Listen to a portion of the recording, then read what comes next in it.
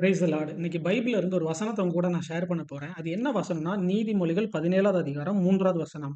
"வெள்ளியை குகையும், பொன்னை புடமும் சோதிக்கும். இருதயங்களை சோதிக்கிறவரா கர்த்தர்."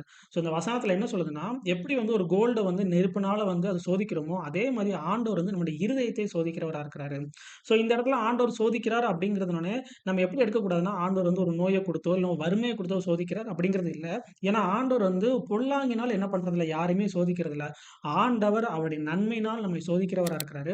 அது எப்படின்னா, நம்முடைய இருதயத்தில கோபம், மூர்க்கம், இல்லன்னா பொறாமை இந்த மாதிரி சிந்தனைகளால, இந்த மாதிரி குணங்களால நம்ம என்ன பண்றோம், அத பிடிச்சு வச்சிருக்கிறோம்.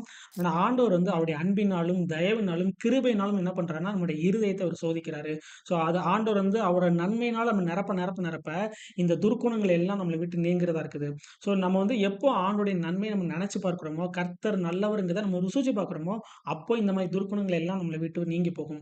எப்படி ஒரு பொன் புடமிடப்படுதோ, அதே மாரி ஆண்டவர் அவருடைய நன்மையினால நம்மள சோதித்தருகிறார்.